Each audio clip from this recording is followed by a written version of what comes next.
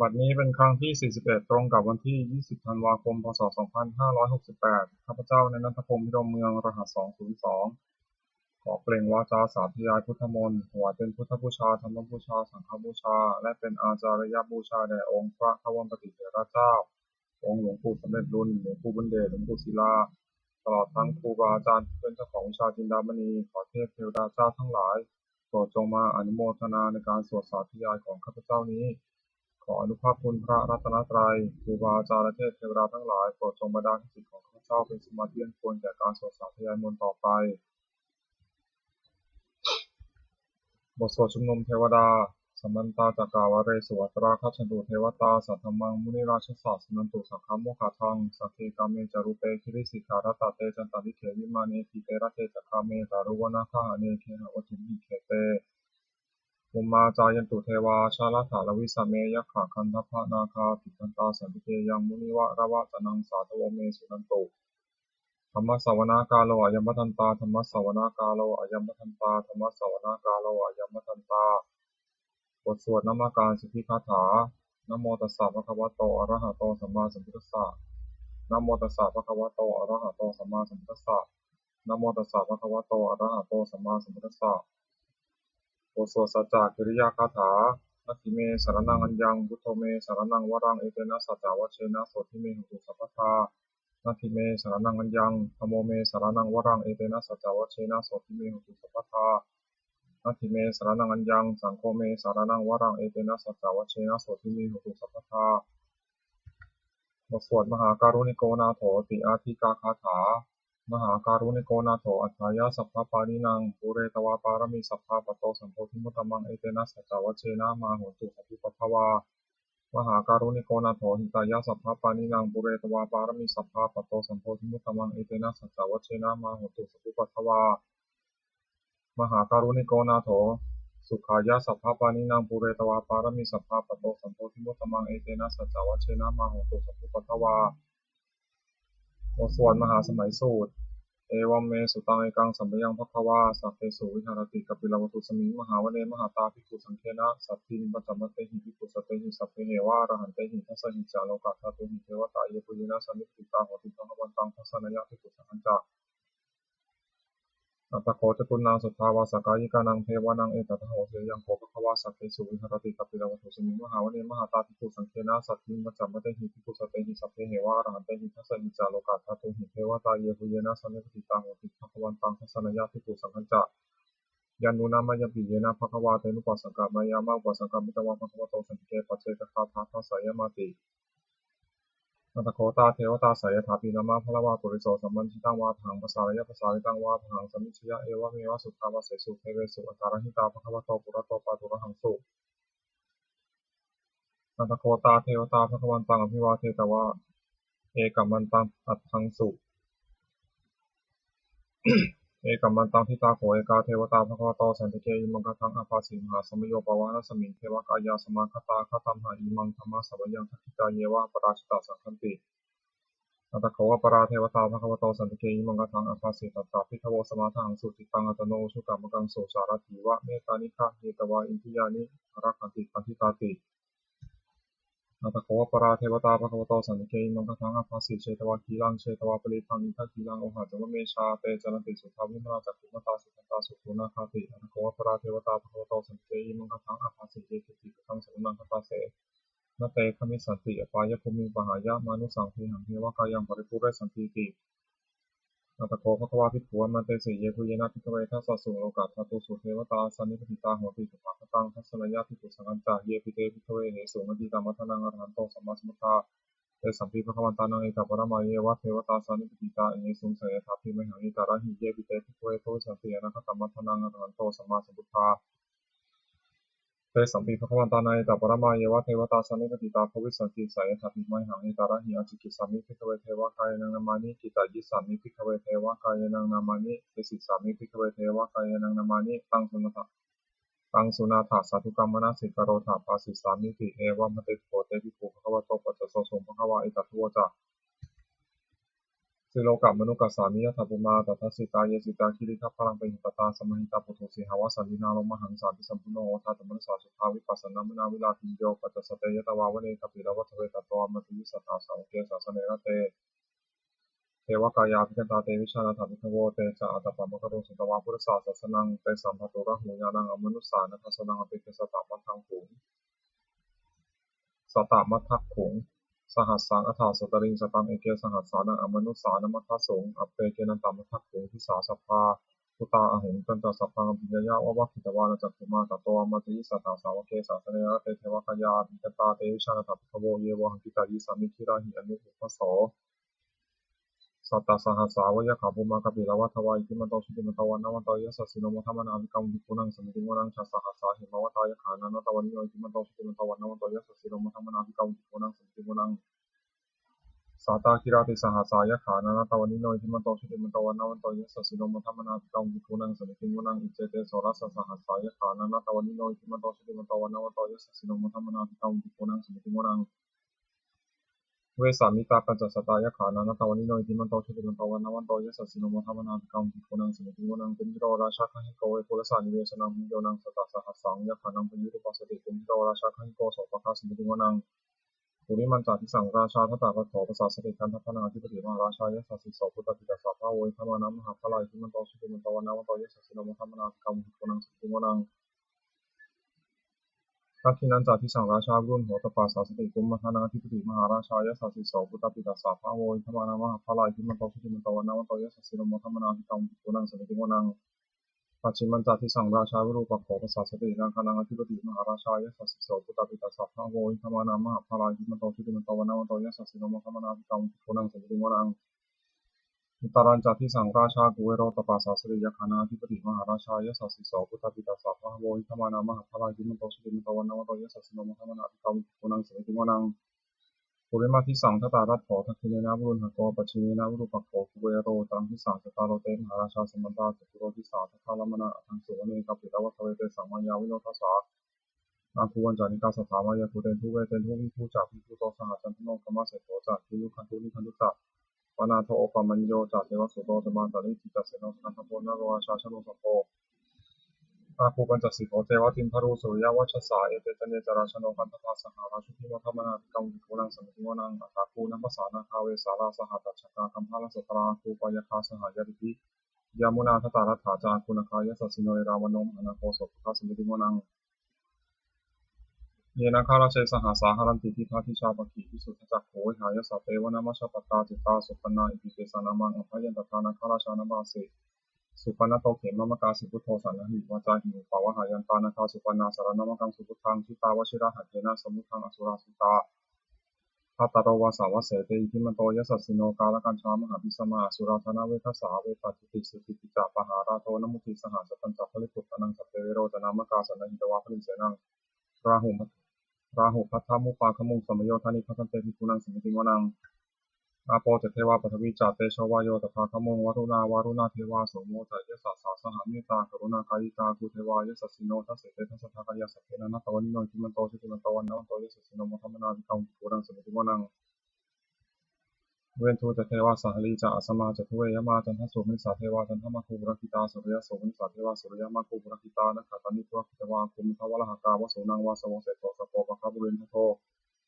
ทัสเสเตทัสสะทากายสัพเพนะนัตตวันิโนจิมันโตชุติมันโตวันนะวันโตยสัสสิโนมทัมมนาภิกรรมภิกขุนังสมิติวนังอัฏฐาคูสหภูเทวาชาลมกิสิกขาริวะอริตกาจโรชาจาอุมาบุคานิคาสิโนวรุณาสหัตถมาจาอจิตาจาเนชกาสุตายะลุจิราอาคูวสาวเนสิโนทัสเสเตทัสสะทากายสัพเพนะนัตตวันิโนจิมันโตชุติมันโตวันนะวันโตยสัสสิโนมทัมมนาภิกรรมภิกขุนังสมิติวนังสมานามหาสมานามานุสามานุสตมาคิภาปทุสิกาคูมโนปทุสิกาถาคูหะโยเทวายจาริตวาสิโนปาราคามหาปาราคาคุเทวายสัสสิโนทัสเสเตทัสสะทากายสัพเพนะนัตตวันิโนจิมันโตชุติมันโตวันนะวันโตยสัสสิโนมทัมมนาภิกรรมภิกขุนังสมิติวนังสุกาการุมหาอรุณาอาคูเวคณสาสหโอทาตกยะหาปาโมขาอาคูเทวาวิจักขณาสัทธามตาหาราคชามิสกาเตสัสสิโนทารยังอาคาวิชุโนโยติสาธิวสติตัสเสเตทัสสะทากายสัพเพนะนัตตวันิโนจิมันโตชุติมันโตวันนะวันโตยสัสสิโนมทัมมนาภิกรรมภิกขุนังสมิติวนัง มิยาตุสิตายามากัตตาจายสัสสิโนสัมพิตกาลามาเสถาโชตินามาจะอาสวานิมานาราติโนอากุวถากุปรานิมิตาทัสเสเตทัสสภากายาสัพเพนันตวานิโนจิมตโตสุติมตวานาวตยสัสสิโนมทวนากัมปุรังสุติโมนังสัตเถเตเทวานิกายาสัพเพนันตวานิโนนามันวายนะอคันโฉเยจันเยสัตติสาสหะโอวุฒาสติมัคคีรังโอคาทินามนาสวังนักเขมุขตรังนาคังจันทังวาสิกาติตังสุตมาปตามโตจัปตายทิมโตสหสนังทิมโรติโสดาโสวะคาสัมติโมนังสหัสสะพมาโลกานังมาพมาพิจิตติปปโนสุติมันโตพิสมากายโยยสัสสิโสทัสเสถาอิสราภูปัจเจกาวาสวัติโนเตสัญจัมมชตวังคาหาริโตปริวาริโตเตจัสสัพเพพิคันเตสินเทเทเวสัพพมะเขมราเสนาธิกามิปัสสะกานะสัมมันติเอถาคานะถาพันตถาระคินามัทธมุโตสมันตาปริวาเรถามาโวมุจิตาโคจินาอิติตถามาสิโนกันะสินังอเปสยิปานินาตละมังหัจจสรังกัตตวานเพระวังยะถาปวุสโกเมโกธนายันโตสวิชุโกตถาโสปฏิภาวติสังคุโตสยังวเสตันตสัพพังปิญญะวะวะกิตวานะจัตมาตตวามัติสัพพาสาวเกสัสเนระเตมาราเสนาภิตาเตวิชานะทัตถโวเตจาอัตปะมะกรุงสุตวาพุทธศาสสนังวิตารักหิปกรรมวงเนสังลมติชโยสัพเพวิชิตาสังฆามาพยาติตายสัสสิโนโมทติสหพุทธหิสาวกาเตชะเนสุตาติบทสวดจุลราชยปกรณ์นะโมเมพุทธาเตชะสารัตนตยะธรรมิกาเตชะประสิทธิประสิทธิเทวานารายะปาระเมสุราสิทธิธรรมาจาอินทาจาตุโรกาคัมภีรักขกาสมุทาภูตุงคังคาจาสัพพมะชยประสิทธิโหนตุเตชยธารณีอุทธีนาทีชยคาพลละตนละนิสัยนิรายสายเสนาเมรุราชพลนราชีชยคัมภีราโสพีนาเคนธนาคีพิสาจักปุตตากาลีชยทุนนิตาโรคีชยสินคีสุธาธานามุขชาชยวรุณมุขาสาตราชยธรรมปาทินาคาคุรคันโตชยคัจจโกนนาตุรงสุการาผู้ทรงศีลหพยคาทีปาชยวรุณมุขายาตาชิตาเสนารีปุณะสุขีนรดีชยสุขาชีวีชยธรณีกะเลสทาสุชยธรณีสาตินสัทธาชยมังกรารัญญาภวะเคชยวรุณยัคเขชย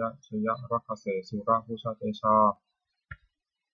ชยธรรมเมนทัคนาชยราชาธิราชาชัยชยปัทวิงสัพพังชยอรหันตาปัจเจกพุทธสาวังช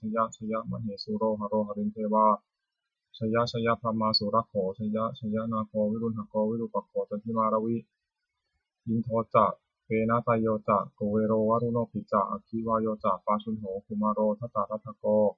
อัฏฐารัสสะมหาเทวาสิทธิตาปัสสะอาทโยอิสิโนสาวกาสัพพาชยรามโมภวันตุเตชยธรรมโมจะสังโฆจะทัสสะปาโลจะชยกังเอเตนะชยเตเชนะชยโสติภวันตุเตเอเตนะพุทธเตเชนะโหตุเตชยมังคลังชโยปิพุทธศาสิริมะโตอายังมารัสสะจัปปติมะโตปราชโยโคชยังโพธิมันเทปโมทิตาชยตถาธรรมคณามิเหสิโนชโยปิพุทธศาสิริมะโตอายังมารัสสะจัปปติมะโตปราชโยโคชยังโพธิมันเทปโมทิตาชยตถาอิทัคคณามิเหสิโนชโยปิพุทธศาสิริมะโตอายังมารัสสะจัปปติมะโตปราชโยโคชยังโพธิมันเทปโมทิตาชยตถาเทวคณามิเหสิโนชโยปิพุทธศาสิริมะโตอายังมารัสสะจัปปติมะโตปราชโยโคชยังโพธิมันเทปโมทิตาชยตถาสุปรรณคณามิเหสิโนชโยปิพุทธศาสิริมะโตอายังมารัสสะจัปปติมะโตปราชโยโคชยังโพธิมันเทปโมทิตาชยตถานาคคณามิเหสิโนชโยปิพุทธศาสิริมะโตอายังมารัสสะจัปปติมะโตปราชโยโคชยังโพธิมันเทปโมทิตาชยตถาสัพพมคณามเหสิโนชยันโตพุทธิยามุเลสักยานังนันทิวัฒโนเอวังตวังวิชโยโหหิชยสุชยมังคะเลอปราชิตาปลังเกสิเสปัทวิโกคะเรอภิเสเกสัพพพุทธานังอคัปปัตโตปโมทติสุนัคตังสุมังคลังสุปัฏฐตังสุปฏิตังสุขาโนสุมุหุโตจัสสุยิทธังธรรมจาริสุปัทถินังกายกัมมังวาจากัมมังปัทถินังมโนกัมมังปะนันทีเตปัทถินานิกัตวานะรัพพันตเตปัทถิเนเตอัฏฐารัตถาสุขิตาวิรุณหาพุทธศาสเนอโรคาสุขิตาโหทาสหสัพเพหิยาติภิสุนันตุโพนโตเยเทวะสมิงคาเนอภิคตาทิพายุตาสัทธาโหตุสุขิตาโหตุสัพพะรักขันตุสัพพะสัตตานังรักขันตุชินาศาสนังยากาจิปัฏฐนาเตสังสัพเพภูเรนตุมโนรัฐา วิตากาเลปวัสสันตุวสังวสาวรหกาโรคาจุทวาเตสังนิวาเรนตุจัสสัพพทากายสุขังจิตสุขังอรหันตุยถาระหังบทสวดธรรม ธรรมนิยามสุตตังเอวัมเมสุตังเอกังสัมมยังภควาสาวัตถิยังวิหารติเชตาวเนอนาคปิฎิกัสสะอาราเมตตะโกภควาภิกขุมันเตสิภิกขวติพระตันเตติเตภิกขุภควโตปัจจสสุภควาเอตัทโวจะอุปาทาวาภิกขเวตถาคตานังอนุปาทาวาตถาคตานังทิตาวสาทัตุธรรมทิตาตาธรรมนิยมตาสัพเพสังขารานิจจติตังตถาคโตปิสัมพุชติอภิสัมเมติอภิสัมพุชิตวาอภิสัมเมตวาอสิกติเทสติปัญญาติตถาติวิวรติวิภัสสติอุตานิกโรติสัพเพสังขารานิจจติอุปาทาวาภิกขเวตถาคตานังอนุปาทาวาตถาคตานังทิตาวสาทัตุธรรมทิตาตาธรรมนิยมตาสัพเพสังขาราทุกขติตังตถาคโตอภิสัมพุชติอภิสัมเมติอภิสัมพุชิตวาอภิสัมเมตวาอาจิกติเทสติปัญญาติตถาติวิวรติวิภัสสติอุตานิกโรติสัพเพสังขาราทุกขติอุปาทาวาภิกขเวตถาคตานังอนุปาทาวาตถาคตานังทิตาวสาทัตุธรรมทิตาตาธรรมนิยมตาสัพเพธรรมานัตติตังตถาคโตอภิสัมพุชติอภิสัมเมติอภิสัมพุชิตวาอภิสัมเมตวาอาจิกติเทสติปัญญาติตถาติวิวารติวิภัสสติอุตานิกโรติสัพเพธรรมานัตติอิทัมมโมจัพพะวาตมนาเตภิกขุภควโตภาสิตังอภินันทุติ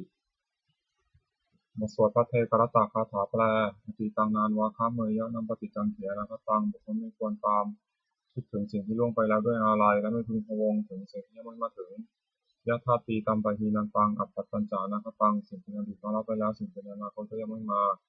ปัจจุบันนันจะโยธรรมังตถาตถาวิปัสสติสังหิรังสังฆังตังนิธามนุปรุหิเยผู้ใดเห็นธรรมมันเกิดขึ้นเฉพาะหน้าในที่นั้นอย่างแจ่มแจ้งไม่งอนแงนไม่คลอนแคลนคนพ่อคูณอาการเช่นนั้นไว้อัจเชวะกิจจามาตัปปังโกชัญญามรณังสุเวความเพียรมีกิจที่ต้องทำวันนี้ใครจะรู้ความตายในพรุ่งนี้นาหิโนสังขารันเตนะมหาเสนนะมัจจุนาเพราะการปกปิดธรรมจุลซึ่งมีเสนามากย่อมไม่มีสำหรับเราเอวังวิหาริมาตาปิงอโหรตามตันติตังตังเวนะเทกรตโตติสันโตจิตเตมุนีผู้สงบย่อมกล่าวเรียกผู้มีความเพียรอยู่เช่นนั้นไม่เกียจคร้านทั้งกลางวันกลางคืนว่าผู้เป็นอยู่แม้เพียงราตรีเดียวก็น่าชม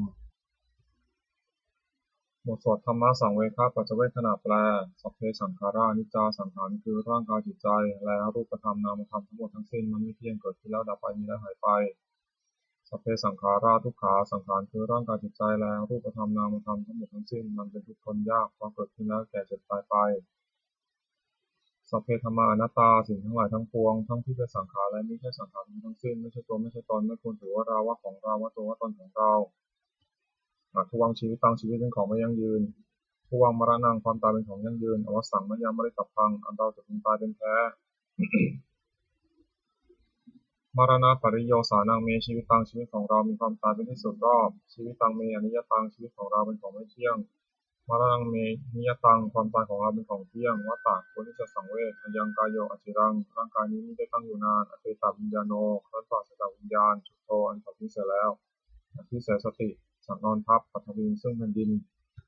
กาลิงคารังอีวะประดุจดังว่าท่อนไม้และท่อนฟืนนิรัตถังหาประโยชน์นี้ได้อนิจจาวัฏสังขาราสังขารทั้งหลายไม่เที่ยงหนออุปาทวะยะธรรมิโนมีความเกิดขึ้นแล้วมีความเสื่อมไปเป็นธรรมดาอุปาชิตวานิรุชันติครั้นเกิดขึ้นแล้วย่อมดับไปเตสังอุปาสโมสุขโขความเข้าไปสงบระงับสังขารทั้งหลายเป็นสุขอย่างยิ่งสัพเพสัตตามรณติจาสัตว์ทั้งหลายทั้งปวงกำลังตายอยู่มลิงสู่จัมริสเลที่ตายแล้วและกำลังจะตายคเถวหามริสามิเราก็จักตายอย่างนั้นเหมือนกันนัตถิเมเอกขาสังสโยความสงสัยในความตายนี้ย่อมไม่มีแก่เราเลยบทสวดเมตตายังกินจิกุศลังกัมมังสัพเพหิทัตเตหิกตังปุญญังโนอนุโมทันตุสนันตุโอนโตเยเทวาสมิงคาเนอธิคตาทีพายุกาสัทธาโหตุสุขิตาโหตุทุกขาปมุญจันตุมาตาปิตาสุขิตาโหตุทุกขาปมุญจันตุสัพเพยาติกาสุขิตาโหตุทุกขาปมุญจันตุสัพเพอายาติกาสุขิตาโหตุทุกขาปมุญจันตุสัพเพปิสาสัพเพยขาสัพเพเปตาสุขิตาโหตุทุกขาปมุญจันตุสัพเพอาตาริยุปัชฌายาสุขิตาโหตุทุกขาปมุญจันตุ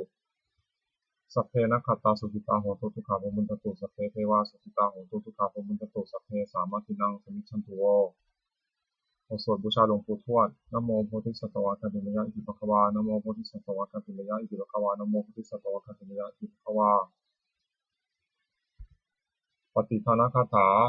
ยาเทวตาสันติวิหารวาสินีหุเปคะเรโพธิคะเรตหิงตหิงตาธรรมะธานินาภวันตุปุชิตาโสถิงคารนเทธาวิหารามันทะเรเถราจมัชฌานวกาสติโกสารามิกาธนาปฏิปัสสกาคามาตเทสานิธมาตอิสราสัพพานุพุตาสุตาภวันตุเตชลาพุชาเยปิจาทัสสัมภวาสังเสทชาตาอัตโวปปาติกานิยานิกังธรรมวรังปฏิเสเตสัพเพติทัสสะปะโรตุสังขยังทาตุจิรังสตังธรรมโมธรรมัทธราจะปุคคลาสังโฆโหตุสมัคโควะอัฏฐายะจหิตายะจะอัมเหระคตุสัทธโมสัพเพติธรรมะจาริโนบุตถิสัพปะปุณยามะธรรมเมอริยปะเวทิเตปสันนาโหตุสัพเพปิปานิโนพุทธศาสเนสัมมาคารังภเวชันโตกาเลเทโวโหสตุวุฒิภาวะยะสตานังสมิทังเมตุเมทนิงมาตาปิตาจะอัตตาชังนิจังรักขันติปุตตะกังเอวังธรรมเมนะราชโนปชังรักขันตุสัพพทาเทวตาอุโยชนะคาถาทุกขปตาจนิทุกขาพยาปตาจนิพยาโสกปตาจนิโสกาโหตุสัพเพปินานิโตเอตาวตาจะอัมเหหิสัมภตังปุญญาสัมปทังสัพเพเทวานุโมทันตุสัพพะสัมปติสิทธิยาทานังทันตุสัพพยาสีรังรักขันตุสัพพทาภาวนาพิรตาโหตุคัจฉันตุเทวตาคตาสุมังคลคาถาโหตุสัพพังสุมังครังรักขันตุสัพพเทวตาสัพพพุทธานุภาเวนะโสติโหตุนิรันตรังโหตุสัพพังสุมังครังรักขันตุสัพพเทวตาสัพพธรรมานุภาเวนะโสติโหตุนิรันตรังโหตุสัพพังสุมังครังรักขันตุสัพพเทวตาสัพพสังฆานุภาเวนะโสติโหตุนิรันตรังสัพเพพุทธาภรปตาปัจเจกานันจะยังพลังอรหันตานันจเตชนะรักขังปทัมมิสัพพโสสัพเพพุทธาภรปตาปัจเจกานันจะยังพลังอรหันตานันจเตชนะรักขังปทัมมิสัพพโสสัพเพพุทธาภรปตาปัจเจกานันจะยังพลังอรหันตานันจเตชนะรักขังปทัมมิสัพพโสสัพเพพุทธาภรปตาปัจเจกานันจะยังพลังอรหันตานันจเตชนะรักขังปทัมมิสัพพโสสัพเพพุทธาภรปตาปัจเจกานันจะยังพลังอรหันตานันจเตชนะรักขังปทัมมิสัพพโสสัพเพพุทธาภรปตาปัจเจกานันจะยังพลังอรหันตานันจเตชนะรักขังปทัมมิสัพพโสสัพเพพุทธาภรปตาปัจเจกานันจะยังพลังอรหันตานันจเตชนะรักขังปทัมมิสัพพโสสัพเพพุทธาภรปตาปัจเจกานันจะยังพลังอรหันตานันจเตชนะรักขังปทัมมิสัพพโสสัพเพพุทธาภรปตาปัจเจกานันจะยังพลังอรหันตานันจเตชนะรักขังปทัมมิสัพพโสโดยอำนาจแห่งบุญกุศลนี้ข้าพเจ้าได้สวดสาธยายพระพุทธมนต์นี้ข้าพเจ้าขอน้อมเกล้าอุทิศถวายเป็นพระราชกุศลแด่สมเด็จพระนางเจ้าสิริกิติ์พระบรมราชินีนาถพระบรมราชชนนีพันปีหลวงผู้เสด็จสู่สวรรคาลัยขออานิสงส์แห่งบุญกุศลนี้จงเป็นสัพพสิริมงคลแก่ข้าพเจ้าให้แคล้วคลาดปลอดภัยจากทุกโศกโรคภัยอันตรายทั้งปวงให้มีแหล่งรายได้สุจริตมั่นคงเป็นสัมมาอาชีพอันชอบธรรมเขาว่าไม่มีอดอยากยากจนขออย่าได้มีแก่ข้าพเจ้าขอให้ข้าพเจ้ามีสัมมาทิฏฐิตั้งมั่นในพระธรรมคำสอนขององค์สมเด็จพระสัมมาสัมพุทธเจ้าดำรงอยู่ในความดีงามตลอดกาลนานอีกทั้งขอเทพเทวดาทั้งหลายผู้ได้อนุโมทนาสาธุการในบุญกุศลนี้โปรดประสิทธิ์ประสาทพรน้อมส่งอนุภาพแห่งมงคลไปสู่วัตถุมงคลพระพิตายอดสุขีทั้งฝ่ายไทยและฝ่ายลาวรวมถึงวัตถุมงคลทั้งปวงที่สามสิ่งอมุเลตได้จัดสร้างขึ้นให้เปี่ยมด้วยพุทธานุภาพเทวานุภาพและฤทธานุภาพอันศักดิ์สิทธิ์อำนวยผลให้เป็นสิริมงคลแก่ผู้ครอบครองและบูชาทุกประการเทอญ